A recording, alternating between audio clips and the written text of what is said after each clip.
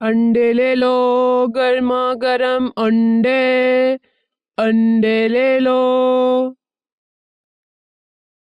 दिसंबर की इस सर्द रात में, रात के इस पहर रामू अंडे बेच रहा था कि तभी उसके पास दो ग्राहक आकर रुके।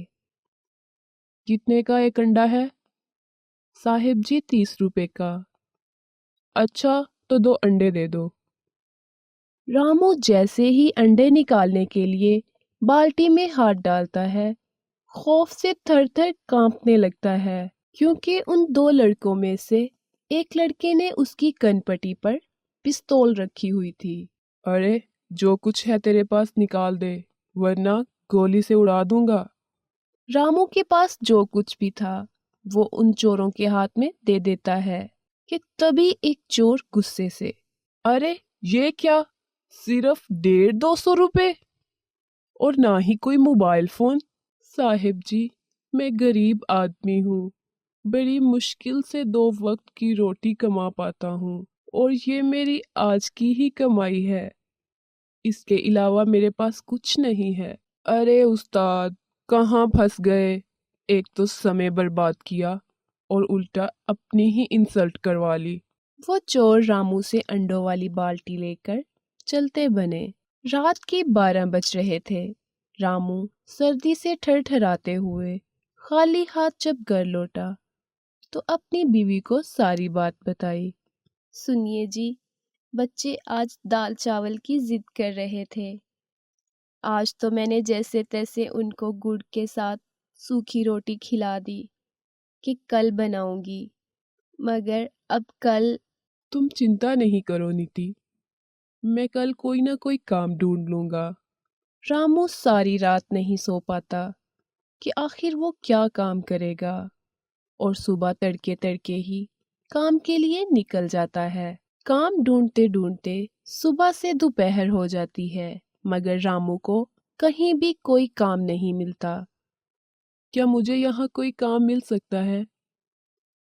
हाँ, हमारी दुकान पे हिसाब किताब का काम है, कर लोगे? नहीं साहिब, मैं पढ़ना लिखना नहीं जानता। अच्छा, तो फिर और तो कोई काम नहीं है। रामू वहां से भी चल पड़ता है। इसी तरह शाम होने लगती है कि आखिरकार रामू को एक ढाबे पर काम मिल ही जाता है, जिसके बदले में उसे कुछ बचा हुआ खाना और कुछ 100 रुपए मिल जाते हैं। रामू आज बहुत खुश था कि आज उसके बच्चे भूखे नहीं सोएंगे। कि फिर एक दिन ढाबे पर एक बूढ़ा आदमी हाथ में लाठी उठाए हुए आता है। अरे बेटा, बहुत जोरों की भूख लगी है, बड़ी दूर से आया हूँ, क्या कुछ खाने में मिलेगा? मेरे पास पैसे नहीं हैं। हाँ बाबा जी, आप यहाँ पर बैठो, मैं अभी खाना लेकर आता हूँ। रामू ये कहकर ढाबे के मालिक की ओर जाने लगता है। मालिक, वो बाबा जी को बहुत भूख लगी है और उनके पास पैसे नहीं हैं, तो आप उनके लिए कुछ मुफ्त में खाना दे दो। अच्छा जी, अभी 4 दिन तुझे हुए नहीं यहाँ काम करते, और तू मुझे बताएगा कि किसे मुफ्त में खाना देना है और किसे नहीं। चल जा, बाबा जी से कह दे, इस दौर में मुफ्ते में कुछ नहीं मिलता। मगर मालिक, वो, अच्छा मालिक, आप ऐसा करो, आप मेरी तनख्वाह में से काट लेना। इस तरह रामू उन बाबा जी को खाना खिला देता है। बाबा जी जाते हुए, अरे बेटा, मेरे पास तुम्हें देने के लिए और तो कुछ नहीं। हाँ, मगर ये एक तोहफा है, ये बहुत खास है, शायद तुम्हारे काम आए। ये कहकर वो बूढ़ा आदमी वहां से चला जाता है। रात में रामू और उसकी बीवी जब वो थैली खोल कर देखते हैं तो हैरान रह जाते हैं। अरे, ये क्या, ये खास तोहफा है। मैं तो समझी थी पता नहीं कोई सोने की थैली होगी, शायद कोई अलादीन का चिराग है जो बहुत खास है। लो, ये तो संतरे के बीज हैं, इनका क्या करेंगे हम? नहीं नीति, बाबा जी कह रहे थे ये बहुत खास तोहफा है, वो बहुत दूर से लेकर आए हैं। रामू वो संतरे के बीज अपने घर के आंगन में उगा देता है। फिर अगली सुबह रामू ये देखकर अचंभित था कि आखिर एक ही रात में संतरे की फसल कैसे तैयार हो सकती है।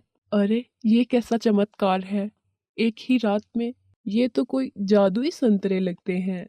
रामू वो संतरे तोड़कर बाजार बेचने के लिए चला जाता है।